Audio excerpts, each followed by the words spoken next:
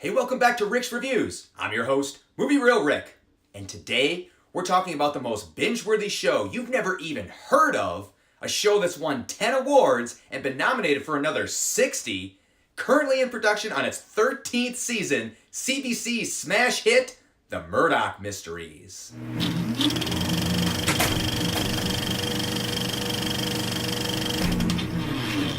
This show is a murder mystery series taking place in late 1800s Toronto and focuses on the sophisticated sleuthing of Toronto police detective William Murdoch, who uses his superior intellect and ahead-of-its-time scientific techniques to solve high-profile murders in the provincial Canuck capital. This show has a fairly unique premise, as it's kind of a hybrid between Sherlock Holmes and CSI, with Detective Murdoch utilizing both early forensics and just good old-fashioned detective skills to unravel the crime.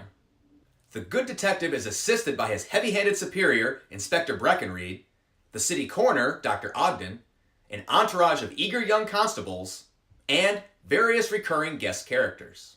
This show is surprisingly entertaining and addicting for a variety of reasons.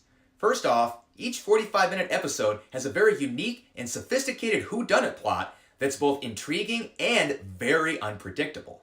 I enjoy the mental challenge of playing armchair detective, as there's often multiple suspects, each with their own compelling motives, and it's pretty rare that I'm able to accurately guess who the killer is until the very end. The character Murdoch has an interesting duality about him, as he's deeply religious, but routinely rebukes superstition and embraces science. There's also a romantic element to the show between Murdoch and the city coroner, Dr. Ogden, who are both wildly attracted to each other, but hesitate to act on their obvious chemistry for fear of complicating their work life and jeopardizing the cases. Since the show is a period piece, its subplot often touches on some of the social issues of that era, like religion, women's rights, and discrimination. The show also pokes fun at itself and the trends of that time frame, with things like openly using legal cocaine like it's aspirin, laughing at the idea that playing a sport could one day be a paying occupation, to marveling at the invention of the wireless telegraph, leading one constable to express his concern that the world may one day be overrun by everyone's individual thoughts like an endless group of birds twittering. It's also fun to see all the old-timey constable uniforms and the generally sophisticated fashion trends of that era, especially the seemingly infinite supply of ladies' dress hats. Even the bad guys are generally wearing some degree of suit or upscale menswear, unlike modern-day criminals. Despite the fact that this show is a murder mystery series, there's no graphic violence, nudity, or even any swearing, which would normally preclude me from watching it at all.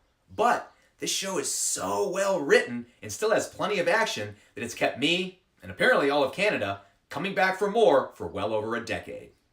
Since this show is brought to us by our wacky neighbors to the north, you won't recognize any of the actors who are all Canadian, British, or Australian.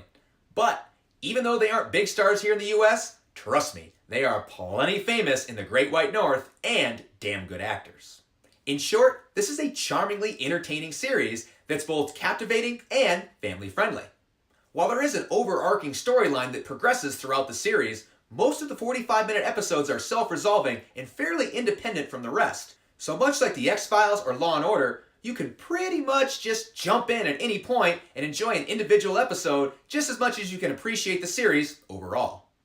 The first 8 seasons are available on Hulu, and all 12 seasons are available on Amazon Prime with an additional subscription to Acorn TV.